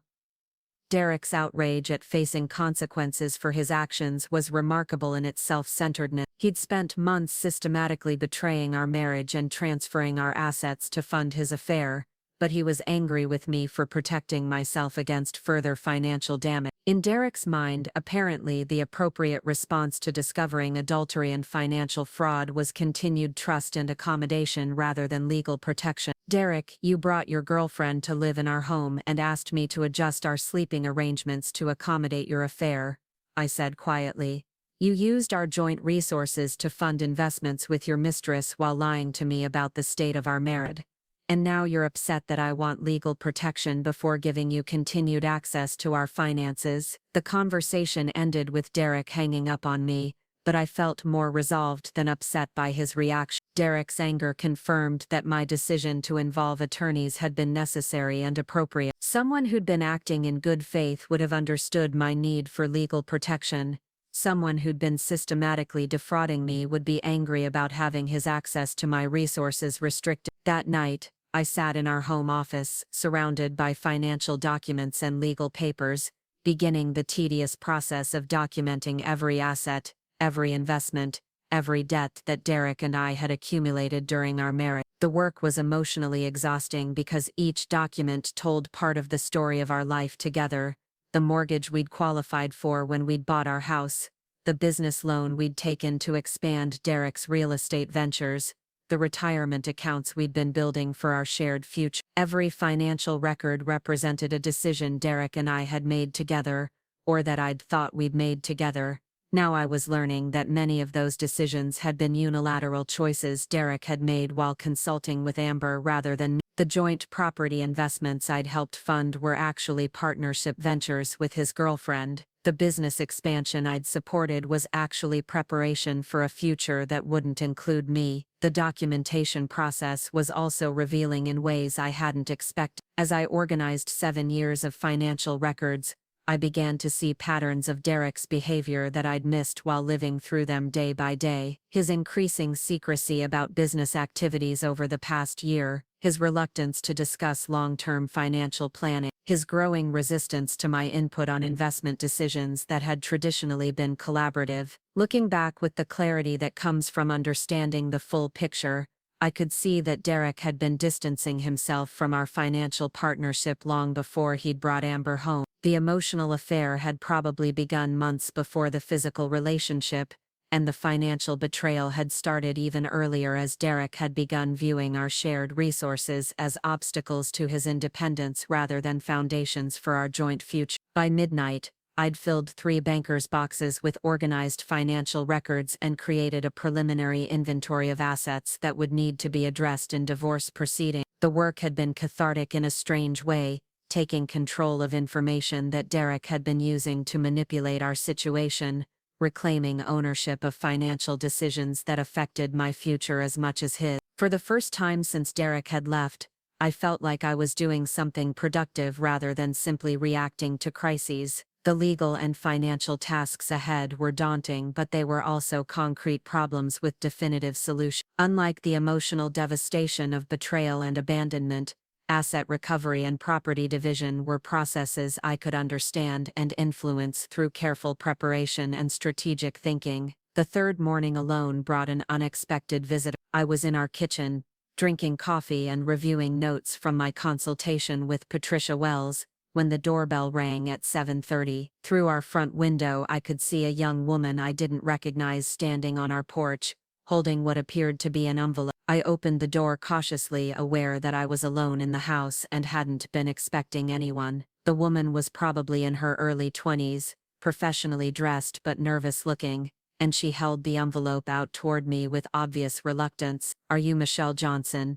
she asked. "Yes," I said, wondering if this was some kind of legal service or business matter related to Derek's real estate activities. "I'm supposed to give this to you," the woman said, handing me the envelope before hurrying back to her car without further explanation. Inside the envelope was a letter from Derek, handwritten on hotel stationery, that began with an apology but quickly devolved into manipulation and blame-shifting that was characteristic of every conversation we'd had since his affair had been exposed. "Shelley," the letter began, "I know you're angry and hurt, and I understand why you feel the need to protect yourself legally, but I hope you'll consider the possibility that we can work through this situation without destroying everything we've built together. I made mistakes and I'm willing to take responsibility for them, but I also think we both contributed to the problems in our marriage that led to this crisis." The letter continued for 3 pages, alternating between accepting blame for his affair and suggesting that my lack of support for his business ambitions had created the emotional distance that had driven him to seek connection elsewhere. Derek acknowledged his relationship with Amber but characterized it as a symptom of deeper problems in our marriage, rather than a choice he'd made to betray my trust and violate our commitment to each other. "I know bringing Amber to stay with us was a mistake," Derek wrote, "but I was trying to find a way to transition out of our relationship without causing unnecessary pain. I thought if you could see that Amber and I were compatible, and that you and I had grown apart, you might understand that divorce was the best option for both of us." The psychological manipulation in the letter was sophisticated and infuriating. Derek was reframing his cruelty as kindness, suggesting that forcing me to live with his mistress had been an attempt to spare my feelings, rather than an act of sadistic humiliation. He was also continuing to present our divorce as a mutual decision based on incompatibility rather than acknowledging that he'd unilaterally ended our marriage by choosing to build a new life with someone else. The letter concluded with a proposal that made my hands shake with anger. "I think we should try mediation instead of adversarial divorce proceedings. We could work with a neutral third party to divide our assets fairly and avoid the expense and emotional damage of litigation. I'm willing to ensure that you're financially secure, but I hope you'll be reasonable about property division, and won't try to punish me for falling in love with someone else." Falling in love with someone else. Derek was still characterizing his systematic betrayal of our marriage as a romantic development that had simply happened to him rather than a series of deliberate choices he'd made to deceive me, steal from our joint assets, and humiliate me in our own home. Even in his written apology, he couldn't acknowledge the full scope of what he'd done or take genuine responsibility for the damage he'd caused. I read the letter 3 times, feeling my resolve strengthen with each read. Derek was still trying to control the narrative of our divorce, still trying to minimize his culpability while maximizing my responsibility for our marital problem. He wanted mediation because he thought he could manipulate me into accepting a settlement that would protect his interests, while leaving me with less than I deserved. But Derek had fundamentally misunderstood how our power dynamic had shifted since I'd discovered his financial betrayal and retained legal representation. I was no longer the accommodating wife who prioritized harmony over justice. I was now a woman with excellent legal counsel, comprehensive financial documentation, and a clear understanding of exactly how much Derek had stolen from our marriage to fund his affair. I called Patricia Wells immediately and read Derek's letter over the phone. Her response was swift and decisive. "Mrs. Johnson, your husband is trying to avoid the consequences of asset dissipation by convincing you to accept an informal settlement. Don't respond to his letter, and don't agree to any meetings or mediation. until we've completed discovery and fully documented the extent of financial damage. He's scared, which means we're on the right track. Patricia's assessment gave me confidence that my instincts about Derek's letter had been correct. He wasn't reaching out because he felt genuine remorse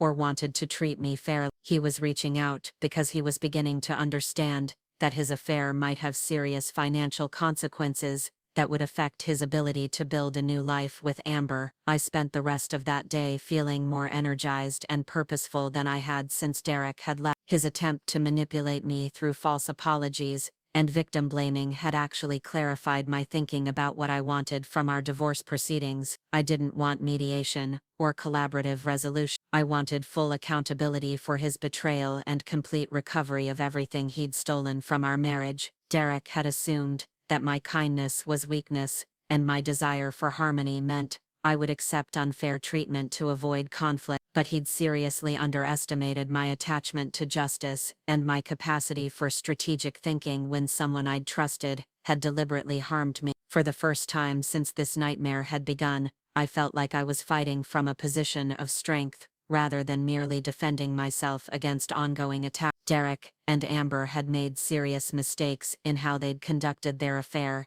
and managed their financial activities, and those mistakes were going to cost them much more than they'd apparently anticipated. The fourth day alone brought a different kind of clarity. I woke up feeling less emotionally raw and more analytically focused, ready to begin the practical work of rebuilding my life rather than simply protecting myself from further damage. The intense grief and shock of the first few days was beginning to give way to anger, and anger was a much more useful emotion for making decisions and taking action. I spent the morning meeting with a financial advisor who specialized in divorce planning, reviewing my options for maintaining financial independence and building long-term security as a single person. The conversation was sobering. Divorce would significantly reduce my net worth and require me to rebuild retirement savings and investment portfolios. I'd assumed Derek and I would continue growing together, but it was also empowering to realize that I had skills and resources that would allow me to create a stable financial future without depending on anyone else's decisions or contribution. Johnson, said Robert Kim, the financial advisor, your situation is actually stronger than many divorce clients I work with. You have professional skills, established client relationships, and a clear understanding of your financial position. Once the asset recovery process is complete, you'll be in good shape to build independent wealth. The afternoon brought another unexpected development. Maria, my friend from college, called to tell me she'd heard through mutual acquaintances that Derek and Amber were having problems in their relationship. Apparently, the stress of legal proceedings and asset freezes was creating tension between them, and Amber was beginning to question whether her relationship with Derek was worth the financial and legal complications it had created. Shelley, I don't know if this is helpful information or just gossip, Maria said, but Jennifer Morrison saw them arguing at that coffee shop on Main Street yesterday. Jennifer said. Amber looked upset and kept talking about lawyers and lawsuits, and Derek looked like he was trying to calm her down. The news that Derek and Amber were struggling gave me a complicated mixture of satisfaction and sadness. Part of me was pleased that their betrayal was creating stress and uncertainty in their relationship, but part of me also felt sorry for both of them, recognizing that they'd created a situation that was probably much more complex and difficult than either of them had anticipated when their affair had begun. Derek had probably told Amber that leaving me would be simple and straightforward, that we could divorce amicably and divide our assets without complicated legal proceedings. He'd probably presented himself as an unhappy husband seeking freedom rather than an adulterous spouse committing financial fraud. Now Amber was discovering that her romantic choices had serious legal and financial consequences that could affect her for years. That evening, I received another phone call from Derek, but this time his tone was different, less angry and demanding,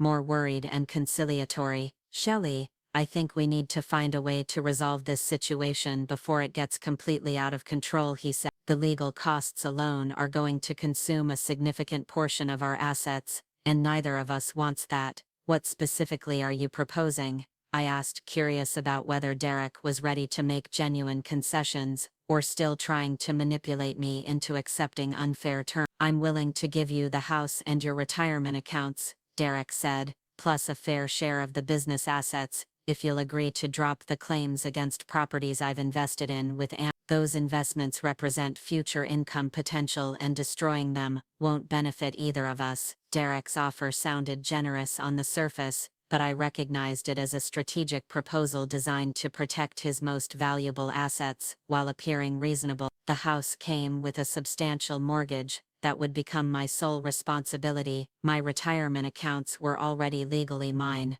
and my fair share of business assets was undefined and subject to Derek's interpretation of fairness. Meanwhile, Derek wanted me to abandon claims to property investments that were funded with our joint resources, but titled in ways that would benefit him and Amber exclusively. He was asking me to accept the financial burden of our shared debts, while giving up claims to our most profitable asset. "Derek, I appreciate the offer, but I'm going to let my attorney handle all settlement discussions," I said. "I'm not comfortable negotiating directly with you about financial arrangements." Derek's response revealed the frustration and desperation that were apparently driving his renewed interest in settlement talks. "Shelley, you're destroying both our futures with this adversarial approach. If you keep fighting every aspect of our divorce, we'll both end up broke and bitter." But Derek's concern about our mutual financial future rang hollow, coming from someone who'd been systematically transferring our assets to benefit his affair partner. He'd already destroyed our shared future when he'd decided to build a new life with Amber using resources that belonged to our marriage. Now he was upset that I wasn't facilitating his plans by accepting financial arrangements that would leave me disadvantaged while protecting his interests. "Derek, you made these choices when you decided to have an affair and use our money to fund investments with your girlfriend," I said quietly. "I'm not destroying our future, I'm protecting what's left of mine." As I hung up the phone, I realized that Derek's increasing desperation to settle our divorce quickly was actually evidence that my legal strategy was working. He was beginning to understand that prolonged litigation would expose the full extent of his financial betrayal and potentially result in asset recovery orders that would be much more costly than fair settlement terms. Patricia Wells had been right to advise aggressive asset protection and comprehensive discovery rather than immediate settlement discussions. Derek had assumed he could control the timeline and terms of our divorce, but he was learning that financial fraud had consequences that couldn't be minimized through charm or manipulation. That night, I sat in our living room with a glass of wine and began making lists of everything I wanted to accomplish in the next phase of my life. Not just the legal and financial tasks related to divorce, but the personal and professional goals I'd deferred while focusing on our marriage. I wanted to expand my accounting practice and pursue the CPA certification I'd been considering for years. I wanted to travel, something Derek and I had talked about, but never prioritized. I wanted to reconnect with friends I'd lost touch with and develop new relationships based on who I was becoming, rather than who I'd been. As Derek's wife, for the first time since Derek had brought Amber home, I felt genuinely excited about my future rather than just resigned to it. The end of my marriage was devastating, but it was also liberating in ways I was only beginning to understand. I was free to make decisions based solely on my own values and priorities. I was free to pursue opportunities without having to consider Derek's preferences or accommodate his needs. I was free to discover who I could become when I wasn't constantly adapting myself to fit someone else's vision of what our life together should look like. The process of rebuilding would be difficult and sometimes lonely, but it would also be entirely mine. Every success would belong to me. Every setback would be my responsibility to overcome, and every choice would reflect my authentic desires, rather than compromises designed to maintain domestic harmony. As I finished my wine and prepared for bed in our master bedroom that now felt like my sanctuary rather than a space I shared with someone who'd betrayed my trust, I realized that Derek had inadvertently given me the greatest gift possible: the opportunity to rediscover my own strength and create a life that truly belonged to me. The 7th day marked a week since Derek had left our home, and I woke up feeling fundamentally different than I had just days earlier.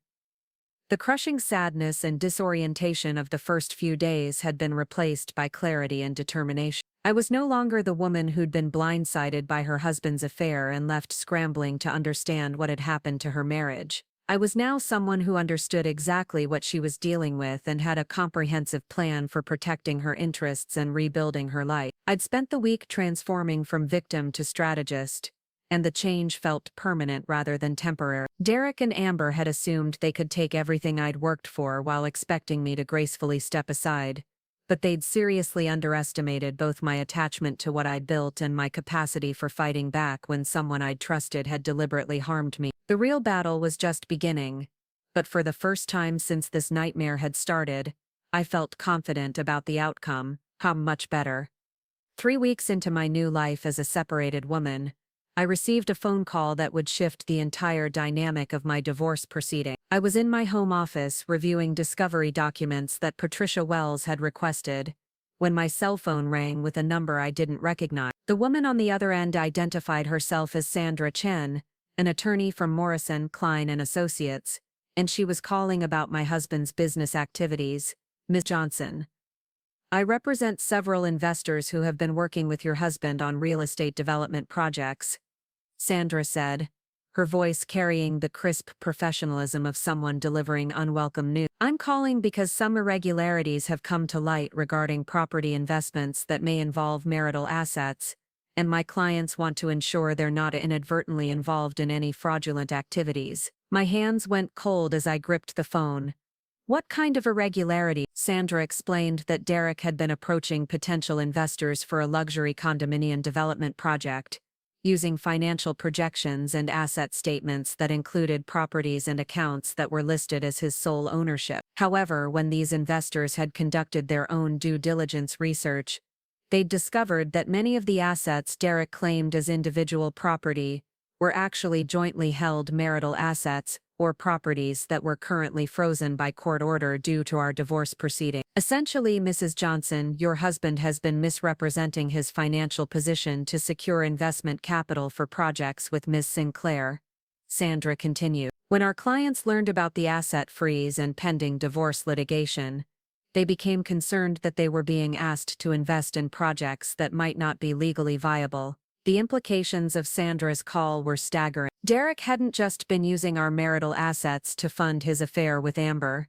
He'd been actively defrauding outside investors by misrepresenting his ownership of properties that were subject to divorce proceedings. He was essentially trying to sell the same assets twice. After hanging up with Sandra Chen, I immediately called Patricia Wells to report this new development. Patricia's response was swift and decisive.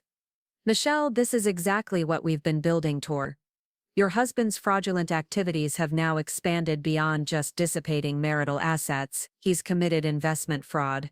And that gives us tremendous leverage in settlement negotiations. Within hours of my conversation with Patricia, I received a frantic phone call from Derek. His voice was strained and desperate in a way I'd never heard before, lacking any of the confidence or manipulation that had characterized our previous conversations since his affair had been exposed. Shelley, we have a serious problem, Derek said without preamble. Some investors are threatening to sue me over property descriptions that included assets from our marriage. I need you to sign some documents that clarify the ownership structure of our jointly held property. The irony of Derek asking for my help to resolve a crisis he'd created through his own fraudulent behavior was remarkable. He'd spent months lying to me, stealing from our joint assets, and bringing his mistress into our home.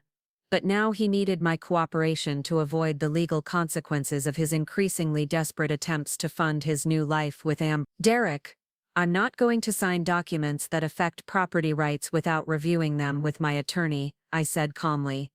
You created this situation by misrepresenting asset ownership to investors. You'll need to resolve it without my help. Derek's response revealed both his growing panic and his continued inability to accept responsibility for the consequences of his choices. Shelley, if you don't help me resolve this, we could both lose everything. These investors are threatening to tie up all our assets in litigation. You're punishing both of us to get revenge on me. Derek, I didn't create this situation, I said quietly.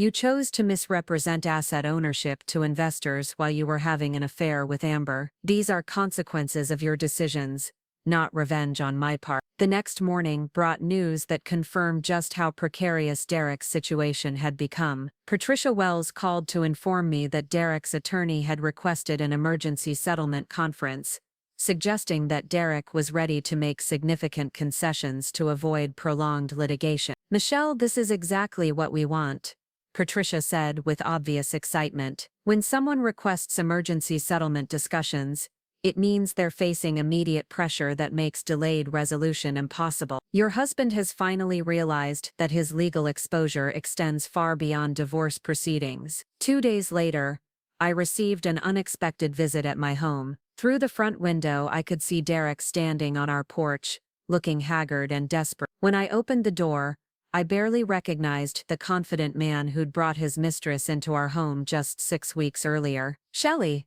please, I need to talk to you," Derek said, his voice breaking with emotion.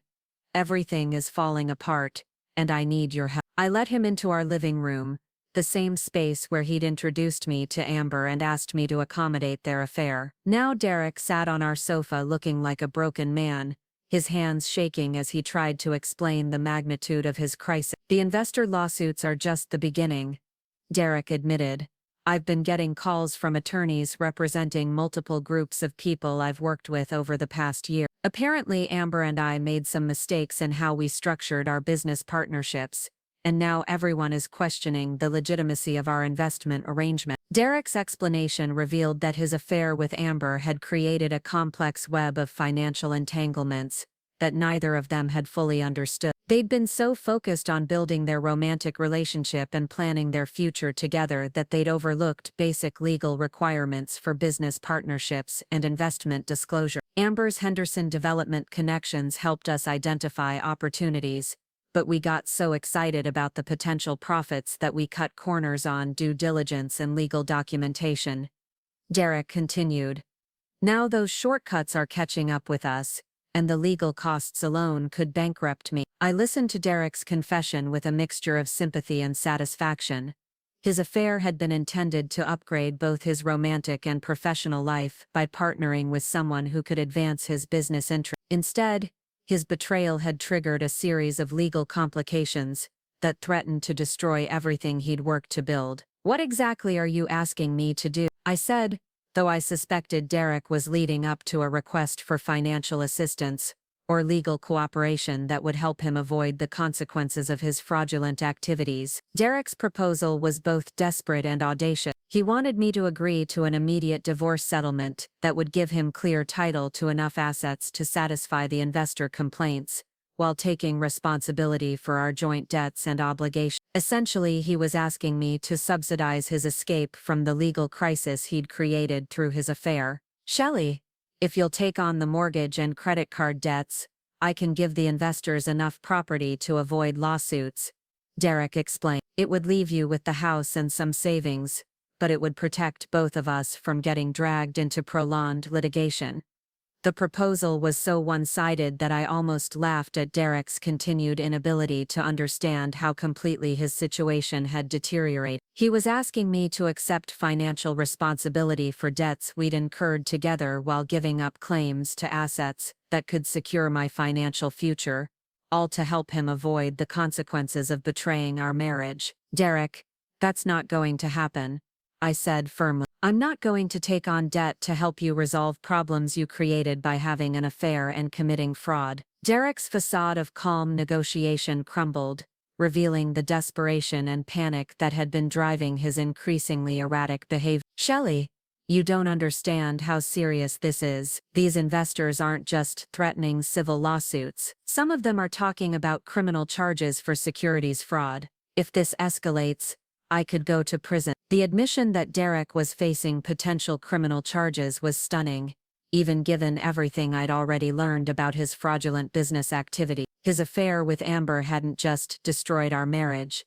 it had apparently led him to commit crimes that could result in significant prison time. "I'm sorry that's happening to you," I said honestly, "but I can't help you resolve legal problems that stem from choices you made to betray our marriage." Derek broke down completely then, tears streaming down his face as he begged me to reconsider. Shelley, I know I don't deserve your help after everything I've done to you, but I'm desperate. I'll give you everything you want in the divorce if you'll just help me avoid criminal charges. For the first time since Derek had brought Amber home, I felt genuinely sorry for him. The confident man who'd confidently introduced his mistress and asked me to accommodate their affair had been reduced to a broken person, facing the complete destruction of his future. His betrayal had set in motion consequences that exceeded anything he could have anticipated. What exactly are you offering? I asked, more out of curiosity than any intention to accept his proposal. Derek's settlement offer was more generous than anything I could have hoped for when our divorce proceedings had begun. He was willing to give me the house with no financial obligations, complete ownership of our business assets, full control of our retirement accounts, and a substantial cash payment that would ensure my financial independence for years. I'll give you everything, Shelley, Derek said, his voice breaking with emotion.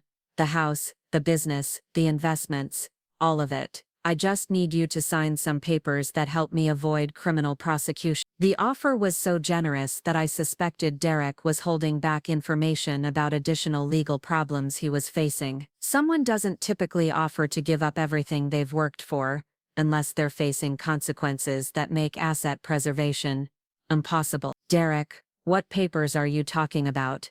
I asked. Derek's reluctant explanation revealed the full scope of his legal crisis. The documents he wanted me to sign would essentially state that our property investments had been made with my full knowledge and consent, removing any appearance of fraud or misrepresentation from his business activities with Amber. If you'll sign affidavits saying you approved all our investment activities, it eliminates the appearance that I was hiding assets or misrepresenting my financial position, Derek explained. It's just a formality that clarifies the legal structure of our partnership. But Derek's request was far from a harmless formality. By signing documents that backdated my consent to investment activities I'd known nothing about, I would be helping him create a false paper trail that could protect him from criminal prosecution, while potentially exposing me to charges of conspiracy or obstruction of justice. Derek, I'm not going to sign false documents to help you avoid criminal charges,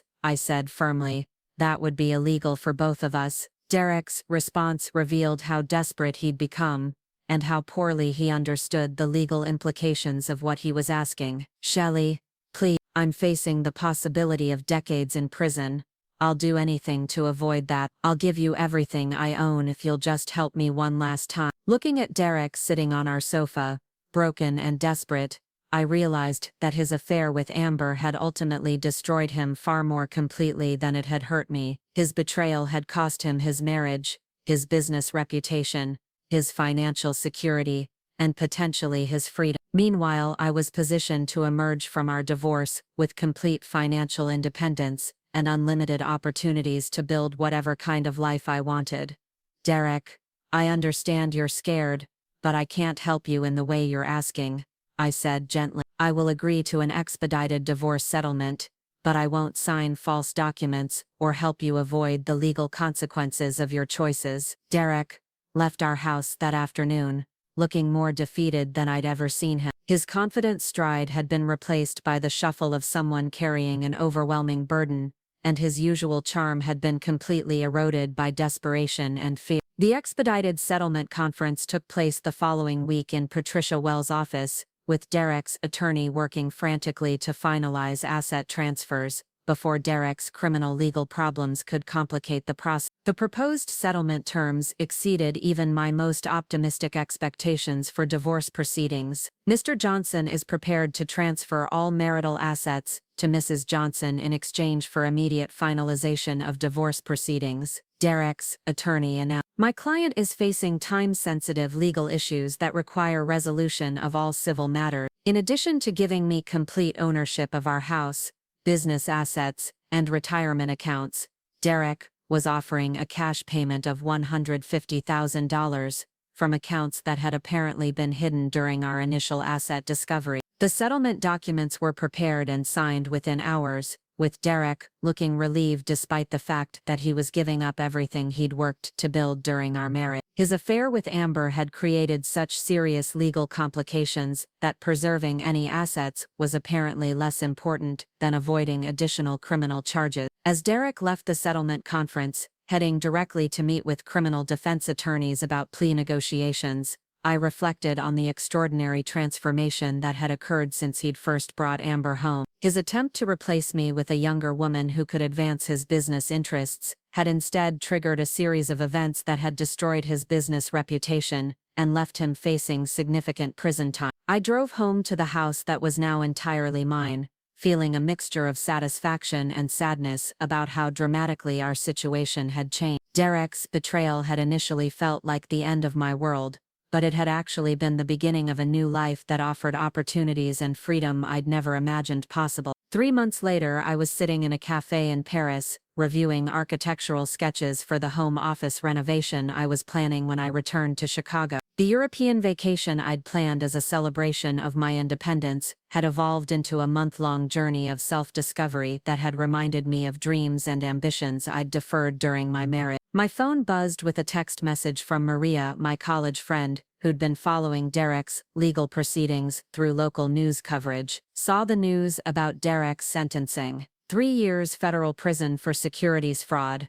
How are you feeling about everything? I set down my coffee and considered Maria's question while watching Parisians navigate their morning routines with the casual elegance that had charmed me throughout my stay in France. Derek's sentencing had been reported in Chicago business publications as a cautionary tale about investment fraud and the importance of regulatory compliance in real estate development. I feel grateful, I typed back. Derek's betrayal gave me the freedom to discover who I could become when I wasn't constantly accommodating someone else's needs. The truth of that statement had become clearer with each day of my European adventure. Traveling alone had taught me to trust my own judgment, make decisions based solely on my preferences, and enjoy experiences without filtering them through someone else's expectations or limitations. I'd spent a week in London, visiting museums Derek had always dismissed as boring, a week in Italy learning to cook regional specialties he'd never wanted to try, and a week in France, exploring art galleries and attending cultural events that had never interested him. Every experience had been entirely my own, unmarked by compromise or accommodation. My accounting practice had thrived during my absence, with my virtual assistant managing client communications and routine work while I handled complex projects remotely. The independence Derek's affair had forced me to develop professionally had proven to be far more fulfilling than the constrained partnership role I'd played in supporting his real estate ventures. "When are you coming home?" Maria asked in her follow-up message. "Next week," I replied. "I'm ready to start the next chapter." The next chapter included expanding my accounting practice, traveling more extensively, and possibly pursuing the advanced degree in international business I'd always wanted but had never had time for during my marriage. Derek's betrayal had inadvertently given me the financial resources and personal freedom to pursue ambitions I'd never been able to prioritize while supporting our joint life. As I finished my coffee and prepared to spend my last day in Paris, visiting the Musée d'Orsay, I thought about Amber and wondered how she was handling Derek's imprisonment and the complete collapse of their shared dream. Their affair, which had seemed like such a romantic adventure when Derek had brought her to our home, had ultimately destroyed both their futures in ways neither of them could have anticipated. I felt genuinely sorry for both Derek and Amber, recognizing that their choices had led to consequences that far exceeded anything they'd intended when their affair had begun. But I also felt profoundly grateful that their betrayal had forced me to discover strengths and capabilities I'd never been required to develop while depending on marriage for identity and security. Derek's affair had initially felt like the destruction of everything I'd worked to build. Instead, it had been the catalyst for becoming someone stronger, more independent, and more authentically myself than I'd ever been while adapting to accommodate someone else's vision of our shared future. As I walked through the streets of Paris, making my own choices about how to spend my time and where to direct my attention, I realized that Derek had inadvertently given me the greatest gift possible: complete freedom to discover who I could become when I wasn't constantly compromising my authentic desires for the sake of domestic harmony. The woman who'd been making pancakes for her cheating husband while his mistress unpacked in their guest room had evolved into someone who could navigate international travel, manage complex business decisions, and plan ambitious future projects with confidence and excitement. Derek's betrayal had been devastating, but it had also been liberating in ways I was still discovering. 6 months after Derek had first brought Amber home, I was living a life that exceeded anything I could have imagined while married. His attempt to replace me had inadvertently taught me that I didn't need to be anyone's wife or partner to be complete, successful, and genuinely happy. The ending wasn't what I'd planned, but it was infinitely better than anything Derek and I could have built together. Sometimes the destruction of one dream really is the beginning of something much more beautiful and authentic than what came before. Up next, you've got 2 more standout stories right on your screen. If this one hit the mark, you won't want to pass these up, just click and check them out.